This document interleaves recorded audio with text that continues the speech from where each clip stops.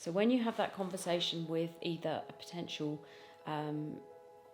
personal relationship or client relationship, what has to be present for that to be absolutely spot on?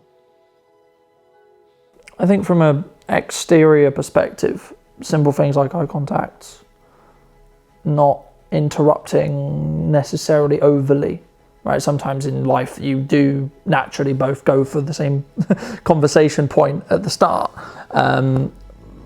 But it's about, again, I think having that reciprocal thing of understanding and being respectful over what the other person's trying to articulate. And being able to share their opinion, even if I don't agree with it, I listen to their full opinion before I state mine, or before I state my counterpoint, or whatever it may be in that respect. And I think a level of, I guess, passive trust in that scenario, that's what will happen. It's not obviously guaranteed to happen, but at least in a subconscious way, needs to be at least a passive understanding or a part of an understanding that is going to happen. Absolutely. So how do you know when it's not happening? Because I feel a change. I feel a lot of the time nowadays I don't really get pissed off, so to speak, but I can feel when I am, if that makes sense. As we discussed before, I've done what now I understand is neurolinguistic programming work. I didn't at the time, but it's, for me anyway, it's about, right, I have this feeling, but I don't let the gut reaction happen. I appreciate what my feeling is, and I use that to be like, okay, well, I'm feeling this way. If someone's really interrupting me all the time, or etc., I'm like, right, okay, this is annoying me. Okay, but then how do I react?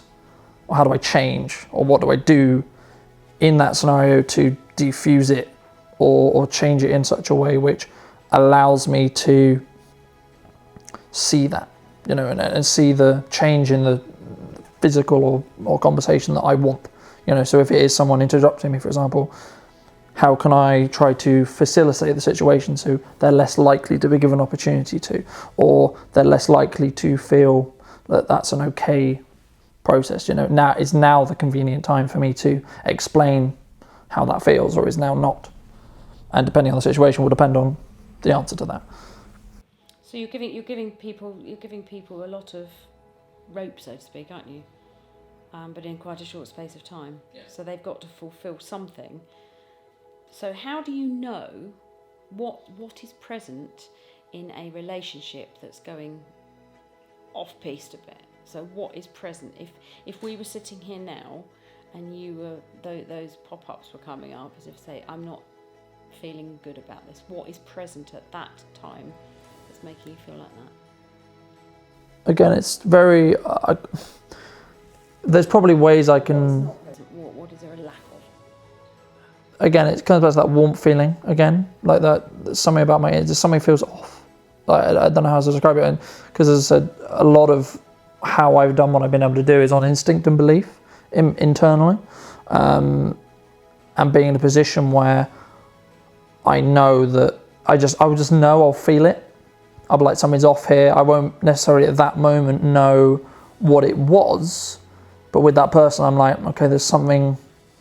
In sometimes a good way, sometimes a bad way. But I'll make a mental note when my instincts tell me, actually, this is not a situation we necessarily want to take part in. Let's go cautious here because there's something we don't understand, or there's something we don't trust here. There's some aspect of this that's not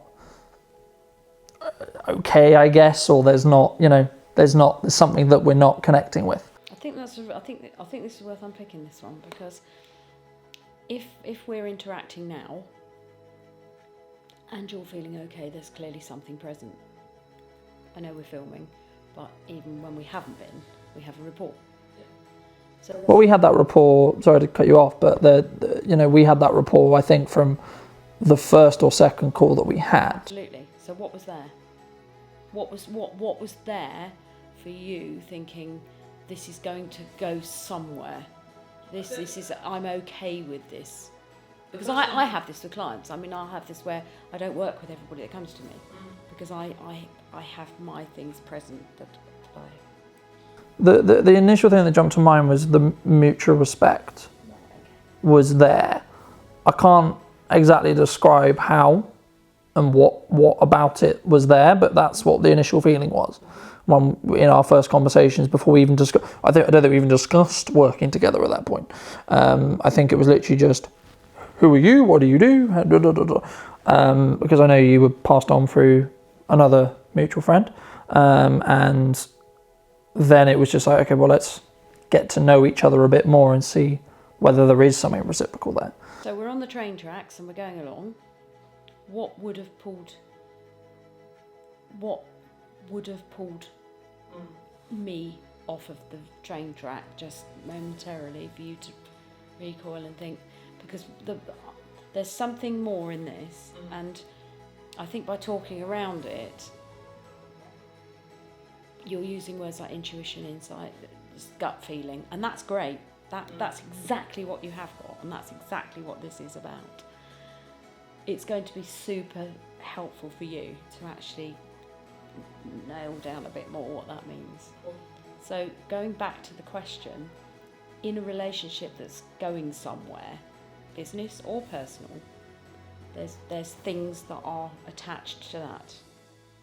So you've said respect a lot. You've said trust. You've said connection. You've said listening. Is that being listened to, or you listening? I think both. Because I think, and it goes back to that respect thing. If I'm saying something, I maybe the wrong word is I expect, but I expect you to listen and take in what I'm saying, and then I will give you that respectively back. And that's how, in my opinion anyway, you develop a good conversation, a good connection, and understand more about what we're actually discussing. Because for me, something which I did very, very early on was I don't really allow phones in meetings pretty much. If you can have your phone in the meeting, but it needs to be on silent and it needs to not be on the table pretty much.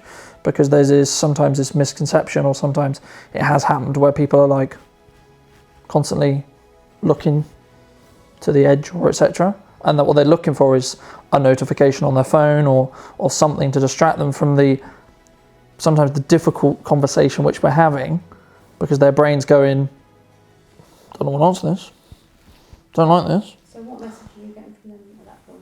That they're not interested, that they aren't willing to go through the difficult situation to have the outcome. I've had it with my team before. I was like, well, actually, mate, this is a bit of a problem, but understand it from let me talk of it from my perspective, and then we can see how we can resolve it. Because hopefully, again, I don't want to speak for my team because I don't know, but hopefully they're in a position where they can come to me, and it's a situation where if there is a problem, I'm not going to go mental and be like, what the fuck? It's right, there's this problem, let's see how we can do it better next time. What was the issue here? What did I not do? What did I not help you with? Was that the issue? Or was it something else? Is something going on? I don't need to know, because again, that's up to them. If they want to share it with me, they can, but they don't have to. Is there something else going on that is going to affect your performance, is going to affect the work we're doing? Is something going to be delayed because you're losing sleep, or whatever it may be, or you've got other stuff going on? Fine. But let me know that and I can fix the problem, so the company as a concept doesn't look like a tit. Because at the end of and I don't like putting blame on them, because at the end of the day, it's the butt ends with me. So it's not actually on them, even if it's their mistake, even if it's a mistake which they may have had or whatever. It's my responsibility to ensure that I double check these things. It's my responsibility to make sure that I facilitate their learning. So that in my opinion anyway, it's my responsibility to make sure that everything goes through me first, before it goes live or before it goes out or before we're in a client conversation. Okay, so go back to the phone, because you were super animated then and quite not in the best place, which is good, because you've really... It's a pet peeve.